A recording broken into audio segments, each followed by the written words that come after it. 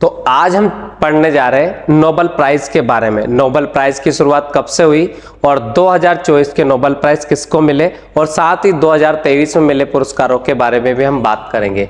अब ये चैप्टर की अगर हम बात करें तो ये किस एग्जाम के हिसाब से सबसे ज़्यादा इंपॉर्टेंट है, तो वो सभी कॉम्पिटिटिव एग्जाम जिसमें करंट अफेयर आता है उन सभी एग्जामों के हिसाब से बहुत इंपॉर्टेंट है। चाहे हम बात करें एनटीपीसी की या फिर हम बात करें आरपीएफ या बैंकिंग की एग्जाम या फिर हम बात करें एसएससी की, तो सभी एग्जामों के हिसाब से ये इंपॉर्टेंट है। तो सबसे पहले अगर हम बात करें कि जो अल्फ्रेड नोबेल थे इनके नाम पर इस पुरस्कारों का नाम पड़ा है नोबेल पुरस्कार। अल्फ्रेड नोबेल एक केमिकल इंजीनियर थे और उसके बाद अगर आपने डायनामाइट का नाम सुना हो तो वो भी इन्हीं की देन है। और उसके बाद में अल्फ्रेड नोबेल की याद में इस पुरस्कार की शुरुआत की गई थी 1901 में। इन सम्मानों की अगर हम बात करें तो पहले 5 क्षेत्रों में सम्मान दिए जाते थे, अब इनको 6 क्षेत्रों में दिया जाता है। तो सबसे पहले बात हम करेंगे कि किन किन क्षेत्रों में दिया जाता है और 2023 और 2024 में किन किन वैज्ञानिकों को यह पुरस्कार और किन किन महानुभावों को यह पुरस्कार मिला है। तो सबसे पहले हम बात करते हैं इस साल के इकोनॉमिक्स के पुरस्कार की। तो इकोनॉमिक्स के पुरस्कार की जो शुरुआत हुई है 1969 से हुई है। पहले सिर्फ 5 क्षेत्रों में दिया जाता था और 6ठा जो क्षेत्र जोड़ा गया इन पुरस्कारों में तो ये जोड़ा गया है आपका अर्थशास्त्र। अब अगर हम अर्थशास्त्र की बात करें तो 2024 का जो पुरस्कार है 14 अक्टूबर 2024 को इसकी घोषणा हुई है और इसको देता कौन है तो royal Swedish academy of sciences देता है। अब 1968 में स्वीडन के केंद्रीय बैंक के द्वारा इसकी स्थापना की गई थी, बट शुरुआत की गई 1969 से। तो ये आपको याद रखना है कि इकोनॉमिक्स वाले पुरस्कार की शुरुआत कब से की गई है। तो नोबेल पुरस्कारों में अर्थशास्त्र में जो दिया जाने वाला जो पुरस्कार है उसकी शुरुआत 1969 से की गई है। अब इसमें क्या दिया जाता है तो पुरस्कार में 10 मिलियन स्वीडिश क्रोनर दिए जाते हैं। और अगर हम बात करें इसकी डॉलर में तो डॉलर में ये इतना होता है सैकड़ा, हजार, 10,000, लाख, तो 9 लाख ये होता है डॉलर में। ये आया समझ में। तो अब हम बात करेंगे कि 2024 में जो नोबेल पुरस्कार मिले हैं इकोनॉमिक्स में तो किन 3 लोगों को मिले। तो पहले नंबर पर आते हैं इसमें डेरान एसमोग्लू जो यूएसए से है और दूसरे नंबर पर यहाँ पर हम बात करें तो इनका नाम है साइमन जॉनसन, ये भी यूएसए से है। और जेम्स रॉबिन्स है, ये भी यूएसए से आते हैं। तो तीनों वैज्ञानिक जिनको नोबेल पुरस्कार मिला है अर्थशास्त्र में तीनों यूएसए से आते हैं। यूएसए का मतलब यहाँ पर हो जाएगा यूनाइटेड स्टेट ऑफ अमेरिका, मतलब हम शुद्ध भाषा में बोले तो हम अमेरिका यूएसए को ही कहते हैं। तो ये तीनों लोगों को इकोनॉमिक्स में इस साल का पुरस्कार मिला है। उसके बाद में क्यों मिला है तो देश की समृद्धि के लिए सामाजिक और संस्थाओं के महत्व को प्रदर्शित किया है, इस वजह से इनको दिया गया है। 2022 का अर्थशास्त्र का पुरस्कार किनको मिला था तो एस बर्नान के डगलस डब्ल्यू और डायमंड और फिलिप एच डाइविंग को मिला था। अब 2023 का जो इंपॉर्टेंट है 2023 वाला भी आपसे पूछा जा सकता है और 2024 वाला भी पूछा जा सकता है। तो 2023 का जो नोबेल पुरस्कार मिला है अर्थशास्त्र में तो वो क्लाउडिया गोल्डिन को पिछले साल मिला था और इस साल का जो नोबेल पुरस्कार अर्थशास्त्र में मिला था इन तीनों लोगों को ये मिला है। तो डेरान एसमोग्लू, दूसरे नंबर पर साइमन जॉनसन, तीसरे पे जेम्स रॉबिन्सन। तो ये आपको याद रखना है। अब अर्थशास्त्र के पुरस्कार के बाद अगर हम बात करें फिजिक्स वाले पुरस्कार की तो फिजिक्स मतलब भौतिकी, ये पुरस्कार की घोषणा यहाँ पर 2000 ये गलत लिखा है 3 एक्स्ट्रा लिखा है तो ये 2024 ही है। इसकी घोषणा 8 अक्टूबर को हुई है और इसको कौन देता है तो इसको भी royal Swedish academy of sciences ही देता है और सेम यहाँ पर करेंसी यहाँ पर दी जाती है। इस साल का जो मिला है वो इन लोगों को मिला है। तो अगर हम बात करें तो ये है आपके जॉन जे हॉपफील्ड है, ये यूएसए के भौतिक विज्ञानी है और ये जेफरी ई हिंगटन है, ये कनाडियन प्लस ब्रिटिशर्स। तो ये आपको याद रखेंगे। तो ये जेफरी ई हिंगटन है और उसके बाद में ये है जॉन जे हॉपफील्ड। तो इनको फिजिक्स के क्षेत्र में दोनों को इस 2024 का भौतिकी का सम्मान मिला है। पिछले साल की अगर हम बात करें तो पहले इनको मिला क्यों है तो इनको इनकी खोज के लिए मिला है। आर्टिफिशियल न्यूरल नेटवर्क के साथ मशीन लर्निंग को सक्षम करने वाली मूलभूत खोजों और आविष्कारों के लिए ये पुरस्कार इनको दिया गया है। अब हम बात करते हैं कि भौतिकी का जो 2022 का पुरस्कार था वो Elon aspect, John F closure और एंटिन जिलिंगर को ये अवार्ड दिया गया था। और 2023 के पुरस्कार की अगर हम बात करें तो पीरी एगोस्टिनी, फेरेंक क्रॉस और एनी एल हुलियर को ये अवार्ड दिया गया था। आपको 2023 और 2024 दोनों ज़्यादा करके याद रखना है, क्योंकि एग्जाम के पॉइंट ऑफ व्यू से ये ज़्यादा इंपॉर्टेंट है। उसके बाद अगर हम बात करें केमिस्ट्री में 2024 का पुरस्कार किसको मिला है, तो केमिस्ट्री में जो घोषणा हुई थी तो 9 अक्टूबर को इसकी घोषणा हुई थी। Royal Swedish academy of sciences के द्वारा ये दिया जाता है और सेम अमाउंट इसमें दिया जाता है। अब इन 3 लोगों को यह पुरस्कार दिया गया। अब इन 3 लोगों में डेविड बेकर है जो यूएसए से आते हैं, उसके बाद डेमिस हसाबिस है, ये भी यूएसए के है, सॉरी ये यूके के है, और तीसरे नंबर पर जो है वो है जॉन जम्पर। तो जॉन जम्पर भी यूके के, तो ये दोनों यूके के हैं और ये आपके यूएसए से। तो ये तीनों ये रसायनविद हैं, ये आपको याद रखना। तो ये केमिस्ट्री के क्षेत्र में इन तीनों को ये पुरस्कार दिया गया है।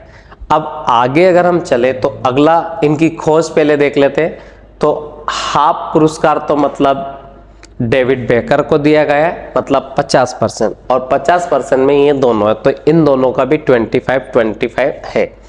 अब अगर इसमें हम देखें कि इनको क्यों मिला है, तो आधा पुरस्कार तो डेविड बेकर को यहाँ पर कंप्यूटेशनल प्रोटीन डिजाइन के लिए, और दूसरा आधा संयुक्त रूप से डेमिस हसाबिस और जॉन एम जम्पर को प्रोटीन संरचना भविष्यवाणी के लिए दिया गया है। तो ये जो पुरस्कार है ये इन तीनों में बांटा गया है। अब इसके बाद हम बात करें कि रसायन में 2022 का जो पुरस्कार था वो किसको मिला था, तो रसायन में 2022 का जो पुरस्कार कैरोलिन आर बर्टोजी को मिला था, और मार्टिन मेल्डल को और के बेरी शार्पलेस को मिला था।